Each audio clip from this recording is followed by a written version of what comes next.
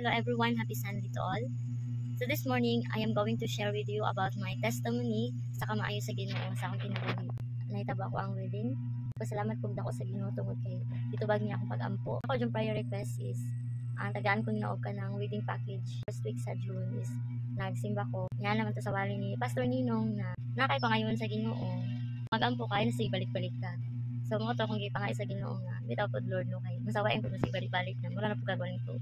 So mo to nga ako ang prayer is anak ko Lord kanang final na jud ako ni Lord nga prayer nga mga jud ko og kanang wedding package. Ikaw na jud ang bahala ni Lord. Dili na ko gusto maglabad-labad ani akong ulo kay sa tinuod lang wala ko'y trabaho. Wala po ko'y income. Wala ko'y ka-share sa ako ang mabana kay estudyante man ko sa pag-akag kay padayon ako eskwela. So wag tabo ang nakagasto ra gyud og maayo kay ra gyud ako ang partner. Na siya trabaho pero dili gyud ingon nga kanang nako gyud siya sweldo. Nagas advance siya sa iyang amo para pang kasal mga 13,000. So mao gyud to so gipaigo-iguan na gyud to siya sa among kasal. Ana jud ko sa Ginoo nga Lord dili ko mang-invite kay kung mang-invite ko Lord basin pa lang og mangadto nga. Mahadlo ko basin ma-sure sa pagkaon niya mapas mo roy nga mabasta. So mo kung gibuhat wala ko nang invite mo so ang ako na jud gi-invite katulad jud ang witness sa akong kasal magtaod sa court og bill og side sa lalaki og side na mo nga isa pud mi ka barangayan. So nagpasalamat pud ako sa Ginoo kay gi-supply gi-provide niya ang mga panginahanglan when it comes manggod sa word nga civil wedding kay ang una-una magud na sa mga tao syempre Christian ko nga makadungog sila og civil wedding nga daghan na kay na sa mga istorya nganong dili man sa church nganong dili man sa kwan so gusto lang ko ka ng intimate wedding. Invite na ko si Pastor Ninong nga mao'y mo ninong nako mo witness akong kasal si instant ninang Lani og si Ma'am Noims og si Sir Luloy. So mao ra dito ako ang sa ako ang kasal. Then ako ang ginikanan. Kami na lang adto. And then ang gibat sa Ginoo wala ko mag-expect nga dito dai sa civil wedding is kanang naday sila ipa-free. Ready na daan ay pasuhanan. Naana jud siya na mga singer na ay birthdays, photographers so dili na ka malabad. So nagpasalamat ko sa Ginoo kay nindot jud ang gibuhat na.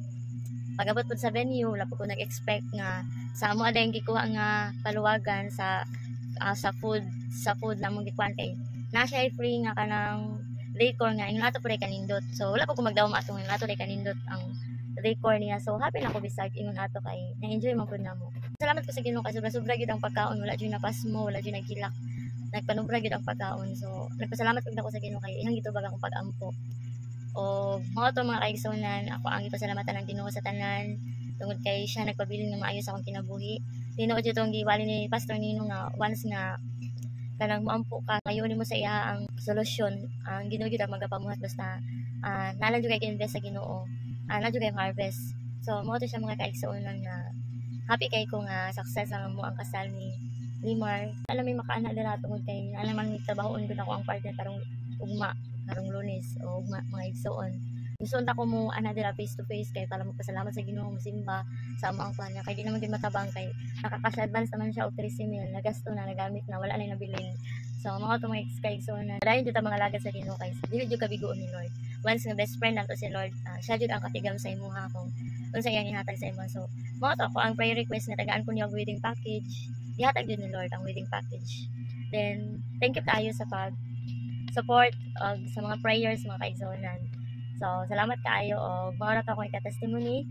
Yo jud niyo kalimti, mao gyud lang ako ang nakalimot ko sa verse pero mao jud na ang permanent na sa akong una kanang word nga do not worry about anything, instead pray for everything and tell God what all your needs. Pero jud kay kaigsunan kung katugon na kayo nga ako ang tingog ug akong mata nagpitok-pitok na kay gikan mi nagdahi og postela tagom na paingon na diri sa Kidapawan.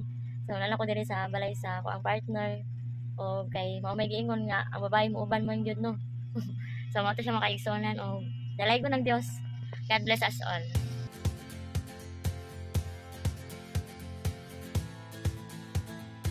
Tanan, makabilis.